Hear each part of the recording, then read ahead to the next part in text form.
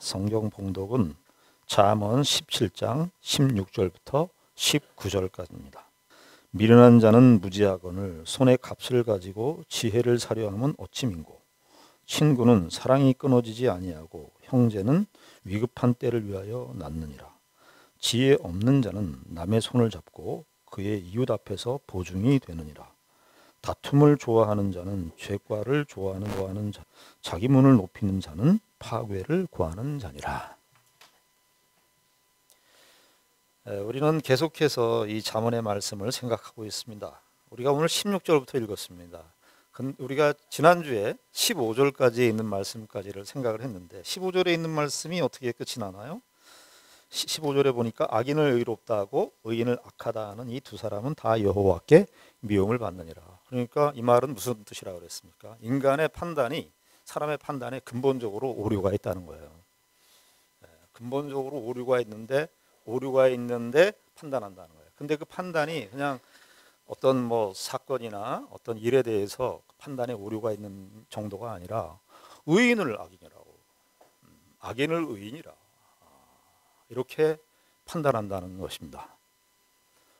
이런 게 이제 대표적으로 이런 그 역사적 현실 속에서 이제까지의 역사 속에서 이 역사선상 속에서 의인을 악인이라고 판단한 대표적인 역사가 예수 그리스도의 사건이었습니다. 이 세상에 수많은 오류의 재판이 있었지만 그 재판의 오류, 의인을 악인으로, 악인을 의인으로 판단하는 그 가장 심각한 재판 중에 가장 심각한 재판이 어떤 재판이었냐면은 예수님에 대한 재판이었습니다.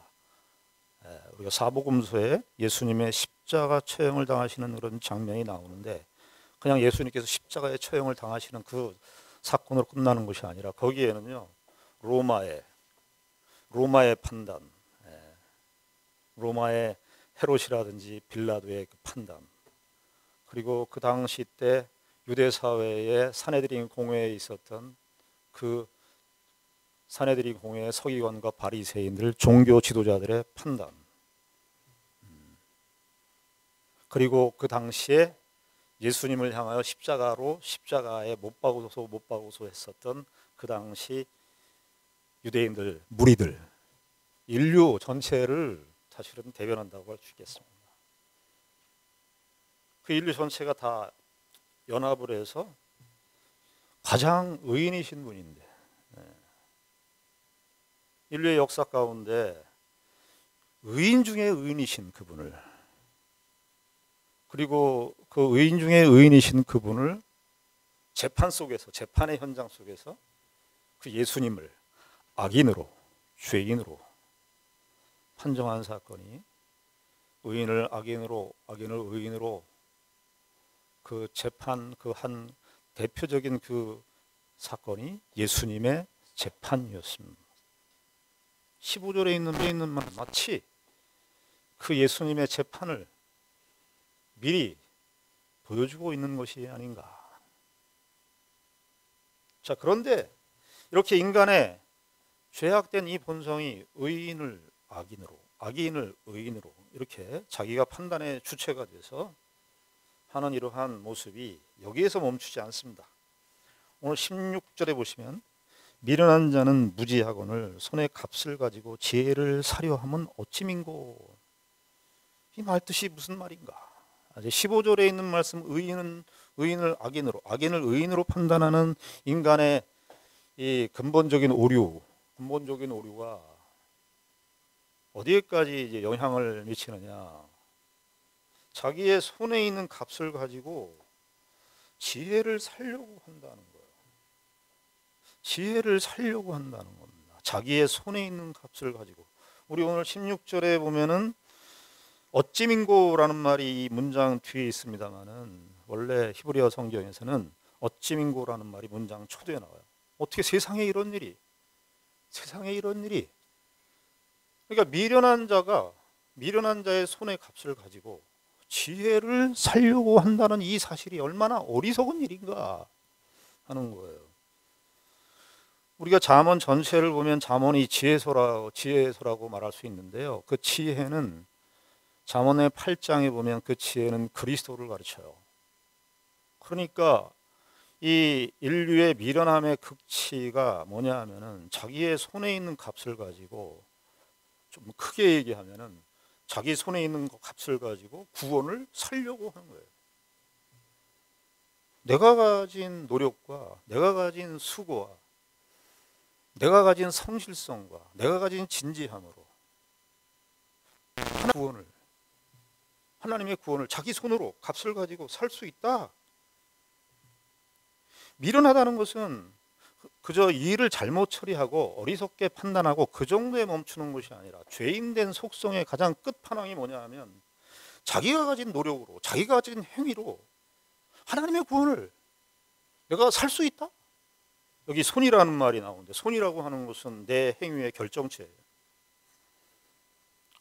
내 행위의 결정체, 내 손으로, 내가 가진 노력으로, 내가 가진 행위로 그 지혜, 하나님의 구원을 살 수 있다고 하는데, 이런 일이 어찌민고 미련함의 극치를 이야기해요.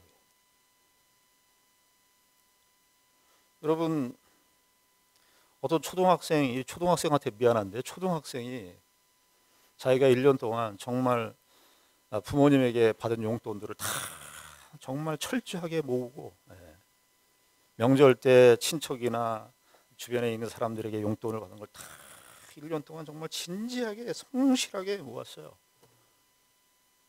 그래서 정말 성실히 모아서 한 몇 천만 원을 만들었다고 가정해 보십시다. 그렇게 몇 천만 원을 만들어서 초등학생이 대기업에 가서 내가 이렇게 성실하게, 내가 이렇게 최선의 노력을 다해서 이렇게 열심히 돈을 모아놨으니 그 기업을 나에게 주십시오. 그게 가당키나 한 이야기겠습니까? 내가 이렇게 열심히 준비했으니까 이 열심히 준비한 보상으로 기업을 나에게 주십시오. 그것보다 더 어리석은 것이 인간이 가진 행위로 자기의 손에 든 값을 가지고 하나님의 지혜, 이 하나님의 구원을 살려고 하는 그런 모든 발상들,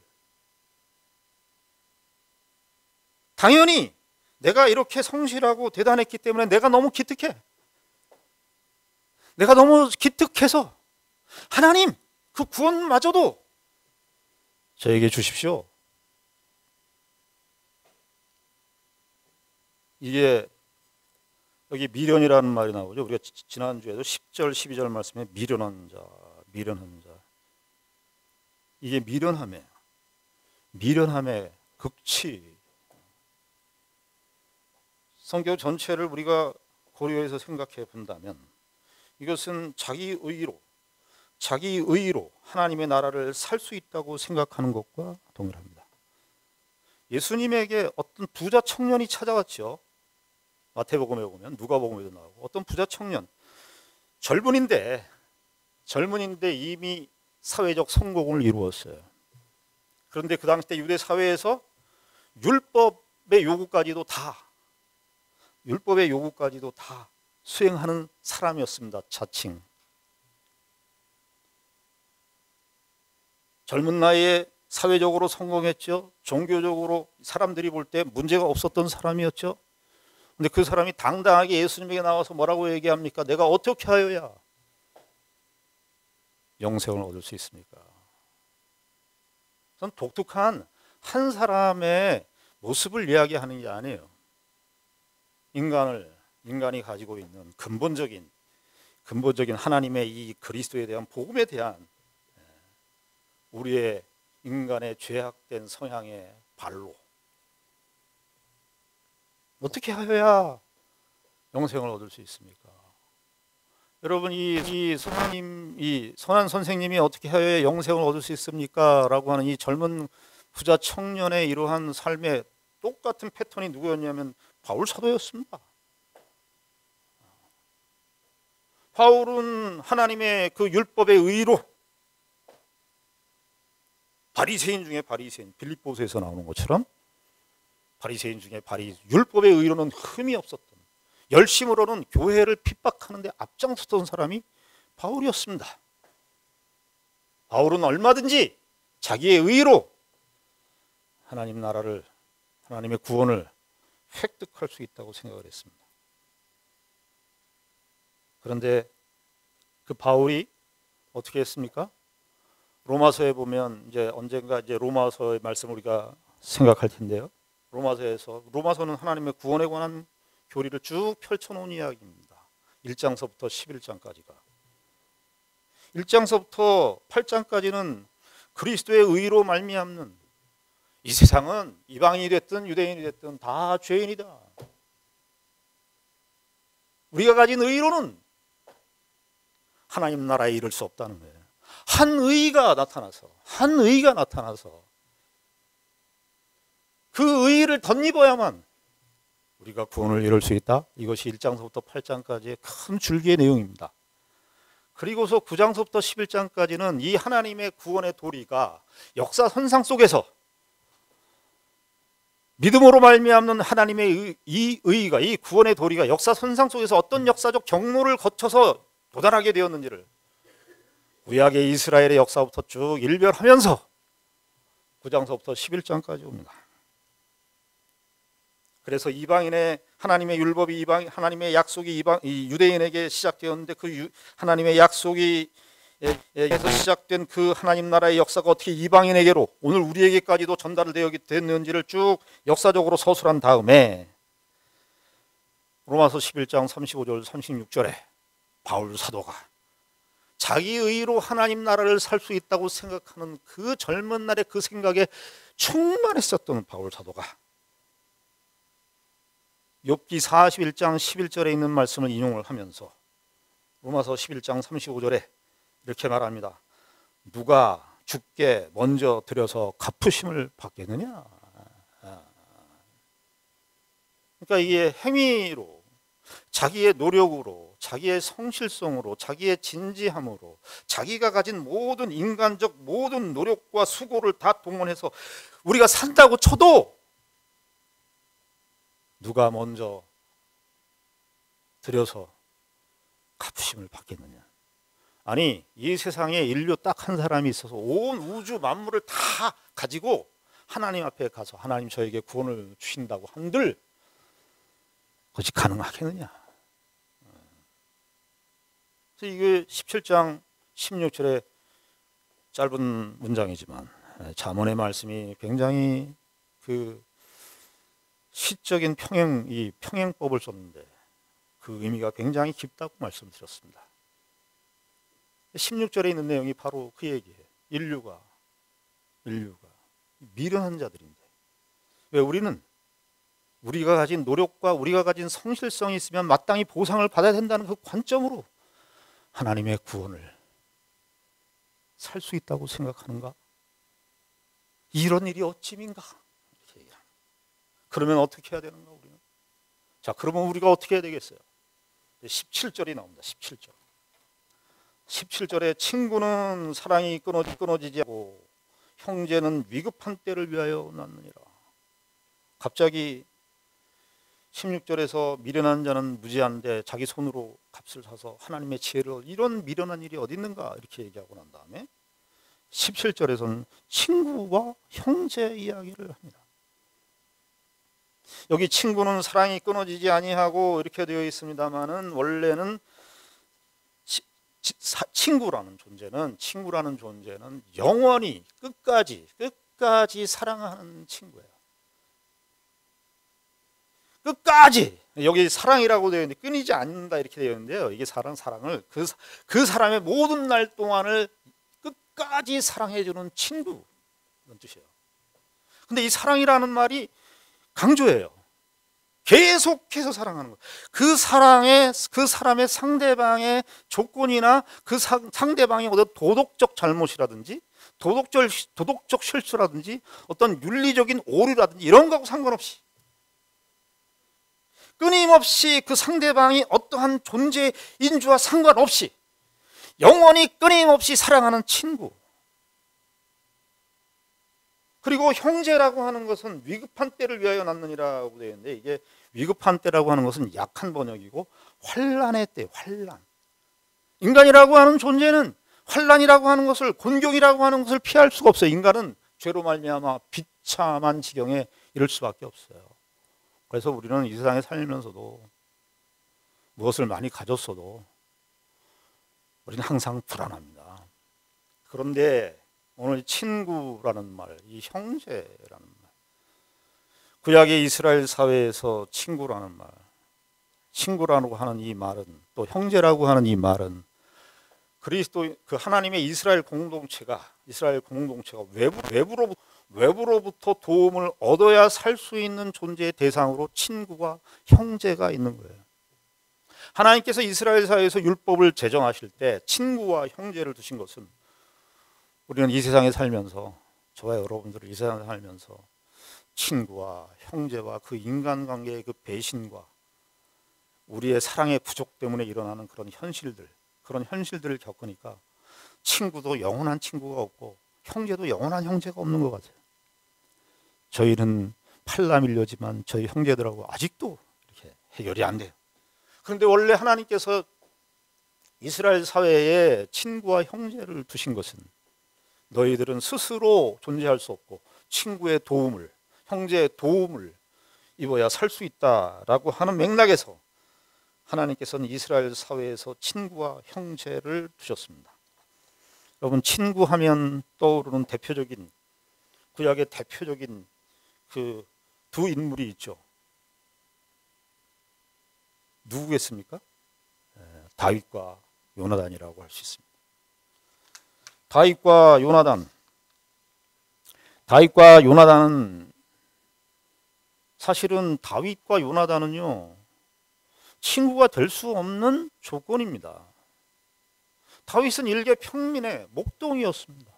저 베들레헴에서 구석에서 그 형들은 다 골리앗과의 전쟁하러 나갔고 혼자 목동 노릇을 하고 있었던 말제에 해당하는 다윗이었습니다. 일개 목동이고 평민이었던 다윗이고, 요나단은 사울의 아들이었습니다. 시간이 아무런 변화 없이 흘러간다면 이스라엘의 권은 요나단에게로 가는 것이 역사의 흐름이었습니다. 그런데 요나단이 누구의 편을 듭니까? 다윗의 편을 듭니다. 사울이 다윗을 죽이기 위해서 그 엄청난 핍박과 박해를 했는데 결정적인 순간에 요나단이 다윗을 돕습니다. 그래서 사무엘상 18장 1절에 보면 이렇게 되어 있습니다. 다윗이 사울에게 말하기를 마침에 요나단의 마음이 다윗의 마음과 하나가 되어 요나단이 그를 자기 생명같이 사랑하니라. 그리고 3절에 또 한 번 나와요. 요나단은 다윗을 자기 생명같이 사랑하여 더불어 언약을 맺었으며. 그래서 시간이 흘러서, 세월이 흘러서 요나단이 다윗과 함께 블레셋과의 전투에서 사무엘상 마지막 장에서 전사를 합니다. 요나단의 시신을 보고 다윗이 이런 노래를 부릅니다. 사무엘하 1장 26절에 보면 내 형 요나단이여, 거기 형이라 그래요. 친구였는데 다윗은 뭐라고 얘기하냐면, 여기 형제라고 하는 말과 히브리 말이 같은 말인데, 내 형 요나단이여, 내 형제 요나단이여, 내가 그대를 애통함은 그대는 내게 심히 아름다움이라. 그대가 나를 사랑함이 기이하여 여인의 사랑보다 승하여도다. 여인의 사랑이라고 하는 것은 정말 대표적인 헌신적인 사랑인데 그것보다 더 승한 사랑. 그런데 구약의 인물들의 이 긍정적인 모든 구약의 우리의 믿음의 위인들의 긍정적인 모습들은 다 무엇을 예표하냐면 그리스도를 바라봐요.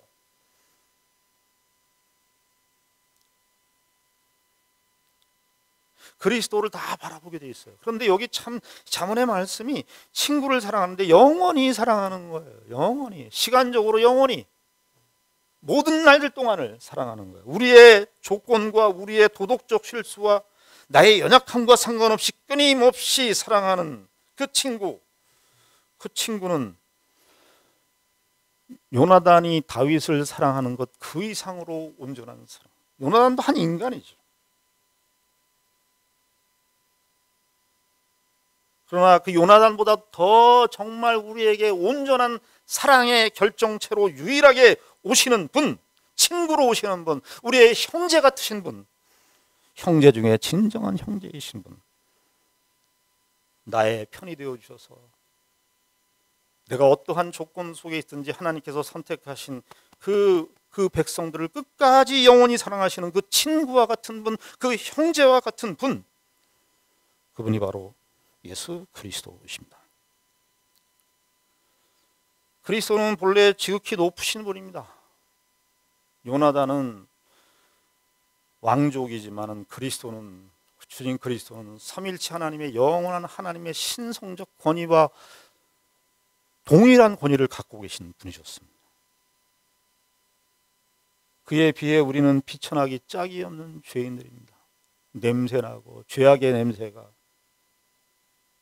죄의 냄새가 끊임없이 뿜어져 나오는 이 죄인들을, 친구긴 친구인데 우리는 친구, 여러분들 영원한 친구 있어, 여러분들 지금 이제까지 여러분들 친구들 가운데 어렸을 때부터 만난 친구, 지금까지 이렇게 지속되어 오는 친구 있어요? 그런 분들은 참 정말 인간관계를 잘하신 거죠. 목사님 저도 없는 것 같습니다. 그러나 그리스도는 어떤 분이시냐? 그리스도는 우리의 형편과 우리의 죄인들의 냄새나는 그런 조건과 상관없이 우리의 친구가 되오셔요. 요한복음 15장에 보면은 그래서 이 얘기를 합니다. 요한복음 15장 31절에 사람이 친구를 위하여 자기 목숨을 버리면 이에서 더 큰 사랑이 남이니라. 그러면서 그리스도께서 자기가 죄인들의 친구가 되오셨어요.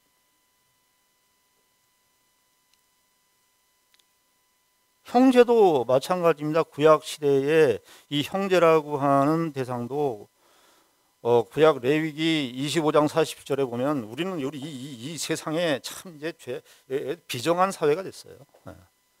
그래서 뭐 어떤 이해관계가 생기면은 형제고 친척이고 없는 거죠.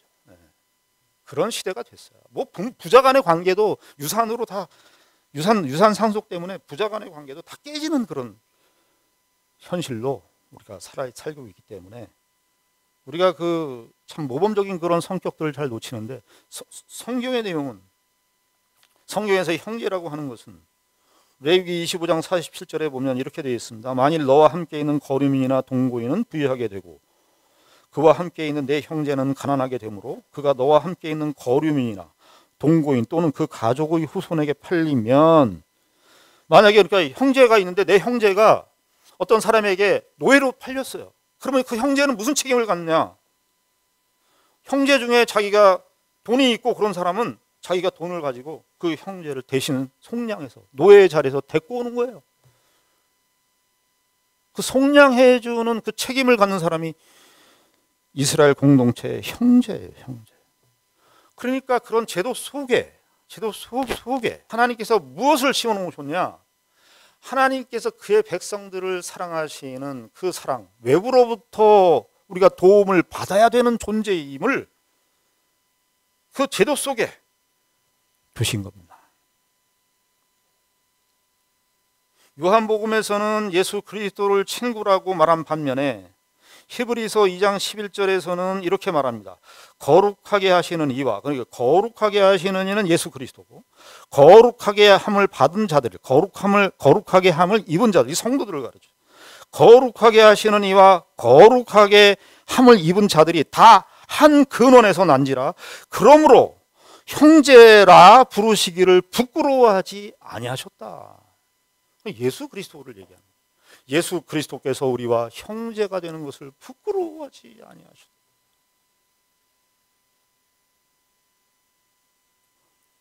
잠언의 맥락에 돌아와서 우리의 손으로 어떻게 우리의 손에 있는 값으로 어떻게 구원을 살 수 있어요?